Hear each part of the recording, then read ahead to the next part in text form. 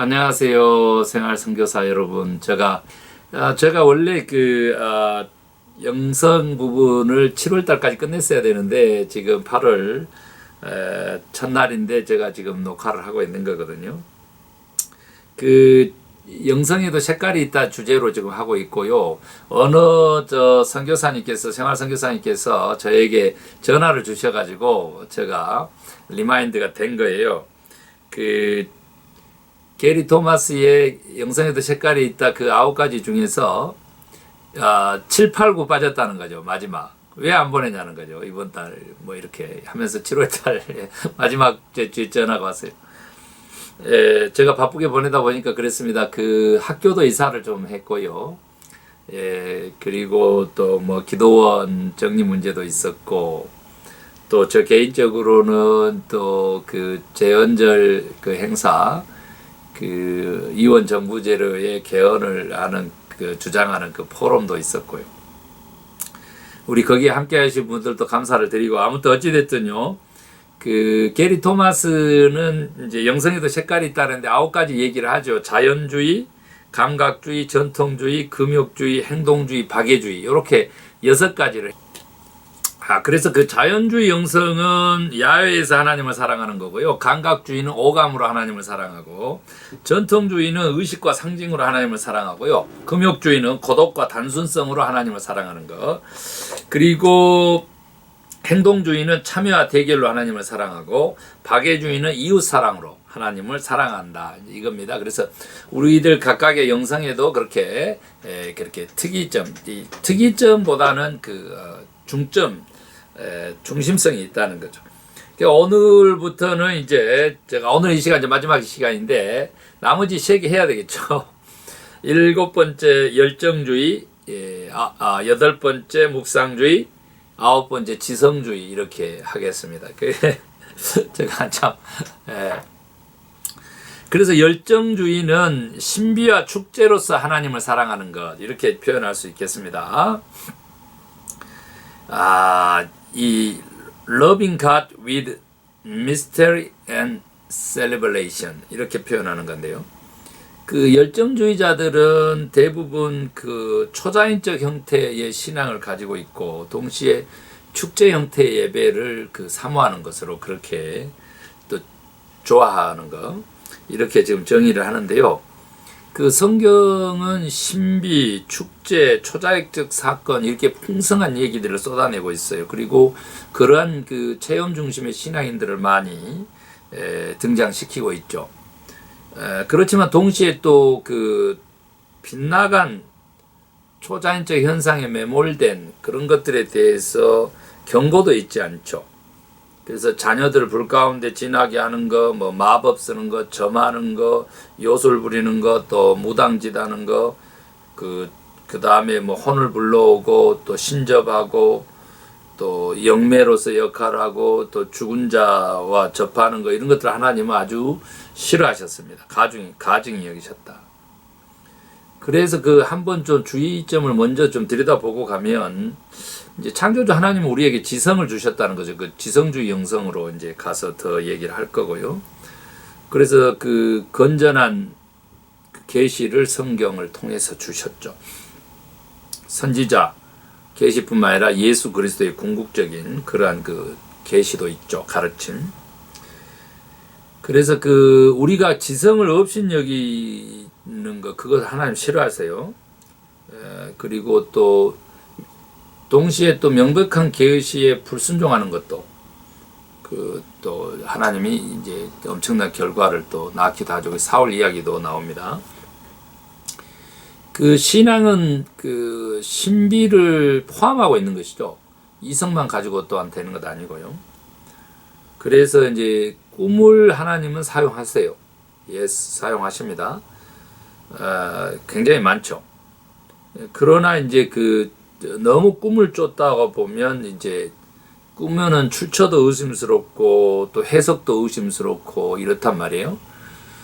그리고 뭐 인간의 그 영혼으로부터 그 꿈이 비롯될 수도 있고, 또 어둠의 세력에 의해서 또 꿈이 그런가 하면 또 하나님이 주시기도 하기 때문에 굉장히 좀 조심성이 필요합니다.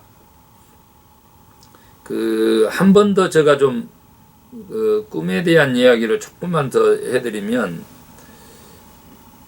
꿈이 의미하는 바는 사실은 이제 경청의 중요성을 암시하는 것이죠. 하나님의 음성 듣기, 경청하는 것, 그거에 대한 중요성이고, 그런 것 동시에 이제 또 관점이 중요합니다. 어느 관점에서 보느냐. 또 의미도 무슨 의미일까? 뜻을 분별하는 거요. 그렇지만 또 동시에 성경이 아예 계시되어 있으면, 분명한 성경의 가르침이 있는데 그것을 무시하고 또 꿈을 의지하는 것은 또 별로 바람직하지 않죠. 왜냐하면 우리가 간밤에 꿈도 정확하게 잘 기억 못할 때가 있죠.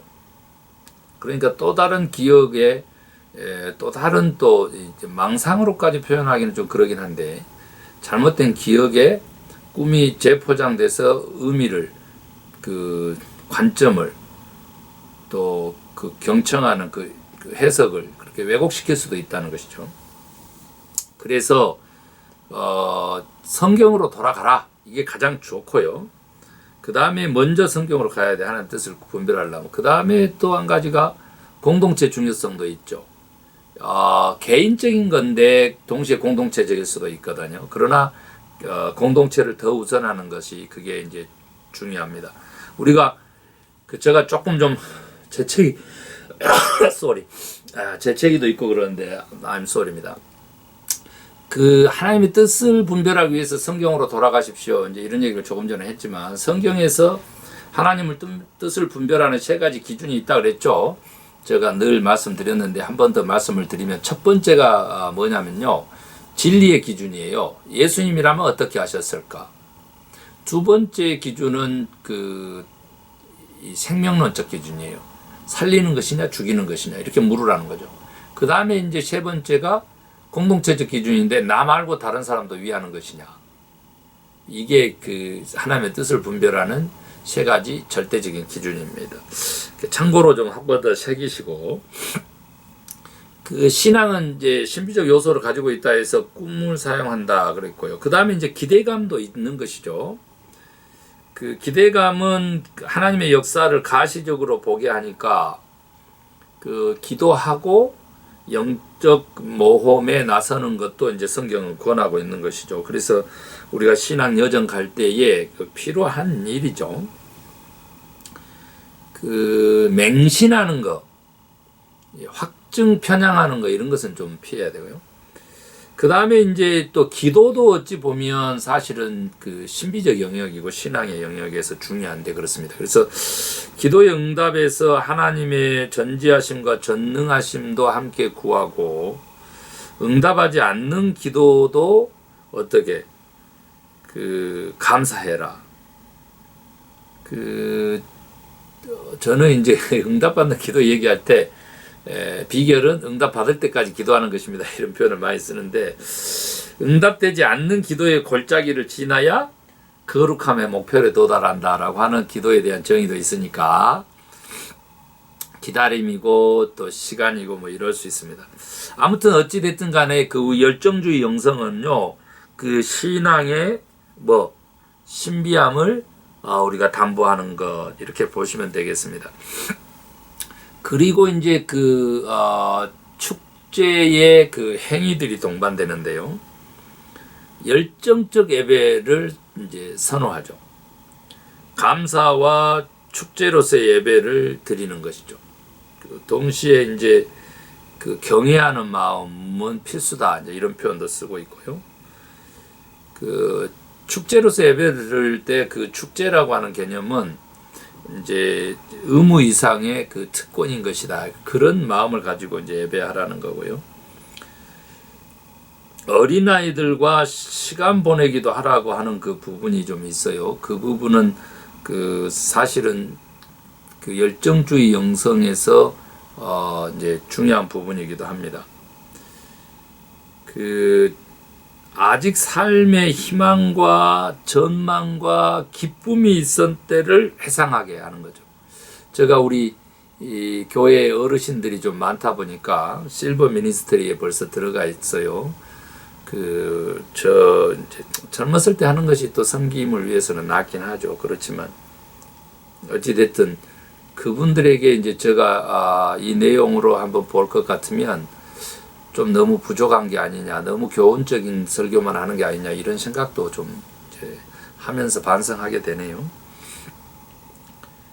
진리의 경이, 신비죠. 그 다음에 광채를, 이제 경이와 그 진리의 광채를 체험하게 하는 것. 현실을 보며 삶의 본질을 깨닫고 그 영원한 것으로 돌아가게 하는, 이제 그러한 이 열정적인, 뭐라 그럴까요? 네, 그런 것들이 이제 필요하다. 그러니까 그 영성으로서는 굉장히 좀 그 열정주의가 이렇게 좀 깊은 내면의 것들도 이제 성찰해야 된다. 이제 이런 뜻을 가지고 있습니다. 건강한 그리스도인들은 또 다른 창조로 하나님을 찬미하라. 야, 이런 표현들. 왜냐하면 창조는 하나님의 본성이기 때문에. 그래서 그 구원을 우리 그 하나님의 그 재창조 사역으로 표현하는 분들이 많거든요. 그래서 이런 부분도 굉장히 좀 좋은 열정주의 영성에서의 신앙의 신비와 동시에 축제의 행위 부분에서도 이렇게 그 조금 좀 내용을 더 심도 있게 다뤄주는 것 좋습니다. 그러나 이제 열정주의 영성의 유혹이 있는데, 이러한 이제 그렇게 우리가 유혹이라고 표현하는 이런 약점들을 좀 공부하는 것도 도움이 많이 되죠. 체험을 위해서 체험을 구할 수도 있다. 요거, 그게 이제 중요하죠. 체험을 위해서 체험을 구하는 행위, 이것은 좀 유혹이죠. 그 다음에 개인적으로 독립 성향을 가진다. 우리가 이제 그 열정주의 영성을 쫓는 사람들이 교회 공동체적인 그러한 그 주일 예배에 만족하지 못한 경우가 많습니다. 그래서 이제 밖으로 떠들고 그러는데, 교회 공동체는 절대적인 것인데 독립 성향을 가지는 거, 예, 이제 개개회주의 뭐 이렇게 그 표현될 수도 있지만 개인주의죠, 뭐. 예. 그러면서 나중에 어떻게 된다고요? 무교회주의로 가는 거예요. 굉장히 위험한 거죠. 그 다음에 이제 열정주의 영성의 유혹 세 번째는 좋은 기분과 좋은 예배를 동등시하는 경향을 가진다. 예, 자기 중심성이죠. 그래서 자기가 기분이 좋으면 좋고, 자기가 기분이 나쁘면 이제 좋은 예배가 못 되고 뭐 이런 것들. 그러지만 이제 열정주의 영성의 그 분명한 메시지는 우리에게 있죠. 성경에 제시된 정당한 신비 체험은 바른 듯이 가르쳐야 되겠다. 그 다음에 하나님이 정말 신기하고 강력한 방식으로 역사하실 때가 있다는 사실을 우리가 인정하고 받아들여야 된다라고 하는 거. 열정주의 영성, 신비와 축제로서 하나님을 사랑한다. 이렇게 살펴보았습니다. 자, 그 다음에 이제 8번째 묵상주의 영성이 되겠습니다. 이것은 말 그대로 이제 사모함으로 하나님을 사랑하는 거, 이렇게 이제 한국말로 표현하는데, loving God through adoration, 그 그리움이라 그럴까요? 막 이렇게 기대 플러스 그리움 플러스 그냥 사랑이죠. 그 이제 아가페 사랑은 뭐냐 그랬더니, 이제 습관은 영성이다라고 하는 그 저자 그 스미스가 얘기하는 것은 에로스적인 그런 그 끌림, 그 본성적으로 막 그 감각적으로 좋아하게 되는 그 에로스의 질서를 갖는 것이 아가페라는 거거든요. 그리고 이제 그 에로스하고 아가페가 막 선악처럼 이분법적으로 양분되는 걸 싫어하는데, 이제 묵상주의 같은 경우는 말 그대로 이제 이성으로 우리가 묵상하는 것으로 그렇게 생각을 많이 하는데, 조금 좀 깨어날 수 있게 되기를 바랍니다. 그게 뭐냐면, 사랑이라고 하는 것은 근본적으로는 그 감각적일 수밖에 없고, 또 직감적일 수밖에 없다는 거죠. 그래서 그 하나님을 사모하여 그분 안에서 모든 기쁨을 얻는 거, 이제 그 하나님의 얼굴을 구하는 거, 하나님의 손길보다는 많은 사람들은 이제 축복하면서 하나님의 손길, 뭐 능력, 기적, 이적 막 이렇게 하면서 쫓아가지만 이 묵상주의 영성가들은 하나님의 얼굴을 구함으로 하나님의 손길을 체험하게 되는 그런 길을 가는 사람들 이렇게 표현할 수가 있겠죠. 묵상주의. 성경에 묵상주의자들이 많이 나오죠. 이제 모세죠. 다윗. 모세는 하나님의 어깨 사이에 처하는 건데 무등 이제 타는 그런 모습일 수 있죠. 다윗. 주를 강망하고 앙망하고 찬양하고 말 그대로 묵상했죠. 솔로몬은 아가서도 있고 또 사슴이 목마른 사슴이 쉬는 물을 찾은 같은 그렇게 갈망. 에레미야도 있죠. 또 마리아, 마르다 그런 얘기들도 다 사실은 이제 묵상주의자가 누구냐 이렇게 드러나게 되죠. 묵상주의 영성은 한마디로 표현하면 하나님께 사랑받는 자가 되고자 하는 것이다 이렇게 볼 수 있죠. 감정 없는 순종보다는 우리 하나님은 이제 모든 인연들을 불살라 버릴 만큼 뜨거운 강한 그러한 사랑을 구하시는 분이다 이렇게 보는 것이죠. 그리고 이제 우리 영성의 핵심은 하나님과의 친밀한 관계. 저는 이제 그렇게 보고 있죠. 주님과 동행, 예수님과 함께니까요. 그래서 순종이라고 하는 것은 이 하나님과의 친밀한 관계에서 필연이다. 그래서 사모하는 마음 없는 기계적인 순종은 주님 주신 신앙이 결코 아니다. 이렇게 정리할 수 있겠죠. 하지만 또 이렇게 주의도 주고 있습니다. 주입된 묵상도 있고 또 성숙한 묵상도 있고요. 성령의 사역과 사랑받는 자의 진실한 열망과 갈망. 어거스틴은 불변의 하나님을 지각하는 묵상과 내면의 기쁨을 얻었다는 거잖아요. 또 그리고 이제 종인이라고 표현하는 복음서도 있지만 친구 관계를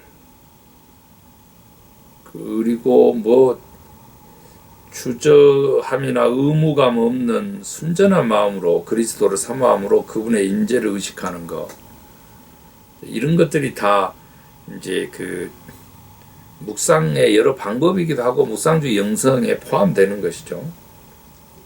그래서 묵상주의 영성은 이제 행위로도 나타나는데 예수님 기도 그 다음에 은밀한 헌신의 행위 춤추는 기도도 언급했는데요. 이제 기도 자체의 기도의 리드를 내가 주도하는 게 아니고 하나님께서 하실 수 있도록 하라는 거죠. 그 다음에 이제 집중기도 이제 제가 이거 표현 많이 하는데 의식이 있는 한 기도에 매달리는 건데 이제 여기서 보면 단어를 호흡처럼 무의식적으로 되풀이하고 그 다음에 행동 없이 존재 앞에서 가만히 쉬기만 하는 거 집중기도 그 다음에 마음의 기도 그 다음에 십자가 길의 14처소를 이렇게 이제 실제로 이렇게 기회가 있을 때마다 순례하는 거라든지 묵상기도 이런 것들이죠. 그러니까 뭐라 그래야 될까요? 메디테이션, 기독교 명상, 이제 이런 것들 좋아하시는 그러한 분들의 이야기다 이제 이렇게도 볼 수도 있겠죠. 그런데 이제 묵상주의 영성에 유혹이 있어요. 첫 번째 균형 상실을 들고 있습니다. 성속의 이분법에 빠질 수 있기 때문에 거기에 빠지면 안 된다는 거죠. 그래서 하나님과의 기도와 동시에 뭐 침묵하기보다는 또한 다른 사람하고도 대화해라는 거죠. 하나님 안에서의 기쁨과 사랑을 찾으려는 열망으로 하나님이 그 사랑을 보여주실 수 있는 방법을 오히려 자기 생각으로 제한하고 있는 것, 이런 것들도 사실은 유혹이라는 거죠. 그 다음에 이제 두 번째는 그 자아의 흡수라고 하는 건데, 그 인간의 자아가 하나님께 흡수되어 버리는 것을 경계하고 오히려 성령으로 충만하기를 권하고 있습니다. 그러니까 이제 묵상주의 이렇게 하다 보면 자아 상실에 삶에 대한 책임 뭐 이런 거 없을 수 있다는 거죠. 그 다음에 덕을 잊을 수도 있다는 거죠. 그래서 이걸 이제 그 약점을 극복할 수 있는 것은 단순한 묵상에서 실제적인 삶의 순정으로 나아가라고 권하고 있고요. 그 다음에 영적 체험에 중독되는 경우가 많다는 거죠. 육체처럼 이 땅의 영혼과 감정에도 한계가 있고 찰나적이라는 사실을 기억해라. 그래서 그 영성이라고 하는 것은 영적 체험이기보다는 영적인 그 삶이다. 그렇게 지금 저는 표현하죠. 자, 묵상주의 영성의 메시지도 분명하죠. 행동주의는 묵상주의를 받아들이기 어렵고, 전통주의는 묵상주의는 얄팍하다 생각할 수 있고, 지성주의는 묵상주의를 신비에 지나지 않는다 하고, 열정주의는 묵상주의 예배가 지루하게 느껴질 수도 있다. 오마이갓. 이게 지금 제가 오마이갓 하는 이유는 묵상주의 영성이 가장 좀 비판을 많이 받을 수도 있겠군요. 그러나 하나님께서는 묵상주의 영성의 예배가 소중하고 값진 것으로 받아들일 수 있다는 거죠. 그래서 뭐 반드시 보상도 따를 것이다. 중요한 것은 내 존재 입증이냐, 진정 하나님을 사랑하려는 노력이냐. 묵상주의에서 굉장히 이게 중요하다는 거죠. 물론 이제 뭐 열정주의, 행동주의 거기도 뭐 다 자기 존재 증명으로 그렇게 방향을 튼다면 오히려 묵상주의가 나을 수도 있다는 거죠. 그래서 막 묵상주의의 가장 큰 장점 메시지는 저처럼 이제 분주한 삶을 사는 사람에게 잠깐 제율, 네 자신을 내게 주어봐라. 이렇게 하나님이 메시지를 던지고 있을 수 있다는 거죠. 이 대목 좋죠. 묵상주의. 자, 마지막 우리 지성주의 갑니다. 많은 분들이 이 지성주의 쪽에 자기의 영성이 있는 게 아니냐 이렇게 생각하는 분들도 계시되거든요. 그런데 loving God with the mind입니다. 지성주의는 그 intellectuals 이렇게 표현하는군요. 하나님의 영광을 위해 지성을 사용하라. 생각으로 하나님을 사랑한다. 새로운 것을 깨달음으로 하나님의 임재를 체험한다.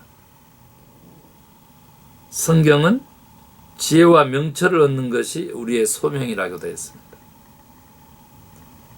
또한 설교는 예배의 중심이고 지적 추구와 봉사는 하나님 일의 진보와 능력이 된다.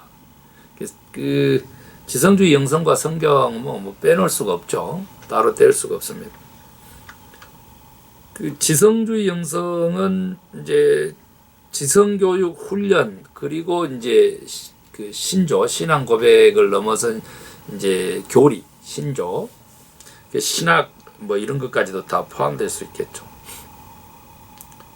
지성을 개발한다면 교회는 더 훨씬 강한 기관이 될 수 있다. 이렇게도 표현했어요. 지성 교육이 필요하다는 거죠. 그래서 훈련이 있어야 되는데 교회사 공부해야 된다는 거예요. 교회사 없이 신학을 이해하는 것은 기사 내용을 무시한 채 헤드라인만 읽고 세상사를 이해하려는 것이다. 이런 표현을 씁니다. 교회사 공부도 하고요. 그러니까 그 신학 공부만 해서 되는 게 아니고 그 신학을 실천하는 교회 그 역사를 한번 살펴볼 필요성이 있다는 거죠. 그래서 저는 이제 지금 교회 목회하고 있으니까 교회사에 어떤 영향을 끼칠까 이런 생각도 한다는 거죠. 저는 이제 중형교회를 통한 교회의 그 개혁을 이제 추구하고 그걸로 이제 그 박사학위 이제 논문을 썼으니까 이제 중형교회론이죠. 교회사에 어떤 영향을 미칠지 이제 한번 보죠. 성경 읽기는 그리스도인의 삶의 일부가 되어야 한다. 신앙생활의 어려움은 90%가 성경을 모르기 때문이다. 이렇게 표현했어요. 성경 연구해야 된다는 거죠. 그 다음에 이제 신학도 공부해야 된다는 겁니다. 구원, 세례, 교회 질서 등 교리를 공부하는 거. 그래서 하나님, 인간, 예수님, 성령님, 교회, 그 다음에 종말론 그런 것들, 계시로 할 것 없이 다 공부해야 된다는 거죠. 윤리학도 공부해야 된다는 겁니다. 훈련받고. 기독교는 행동의 종교고 구원이란 지옥을 피하는 것의 문제이기보다는 오히려 이 땅에서 변화되어 새 사람을 입는 것이기 때문에 윤리학은 필요하다. 윤리학이 필요한 것은 이제 기본적으로 가치 형성이죠. 그리고 선하신 하나님에 대한 그 신앙 고백인 것이죠. 변증학 또 필요하다는 겁니다. 그래서 그 기독교 신앙을 효과적인 방법으로 가이드해 나가는 거. 제가 이제 이런 훈련들이 필요하다는 거고, 그 신조는 사랑받기 합당하신 하나님을 사랑하는 꼭 필요한 것인데, 신앙 고백의 말들을 모아놓는 것이 이제 그 신조죠. 오직하면 이제 20분마다 교리를 떠올려라 이럴 정도로. 어떻게 보면 이제 도를 아십니까? 라고 하는 거에서 진리를 담고 있는 그릇, 이제 이렇게 볼 수 있고, 진리를 추구하는 길, 이렇게 볼 수 있기 때문에, 굉장히 중요하다, 이렇게 보면 됩니다. 지성주의 영성 개발 필요성인데, 이 땅에서 하나님께 생명을 더 허락해 주시나 우리는 하나님의 진리에 점차 자신의 지성을 넘겨드려야 한다. 이런 당위성을 설명을 했습니다. 지성주의 영성에도 유혹이 있죠. 변론을 좋아하게 되는 유혹이 있습니다. 사랑 없는 지성과 교정해 주기를 지나치게 즐기지 마라. 이게 제가 좀 그 설교 메시지 전달할 때 이런 경향이 있는 것 같아요. 죄송하고 좀 회개해야 되겠죠.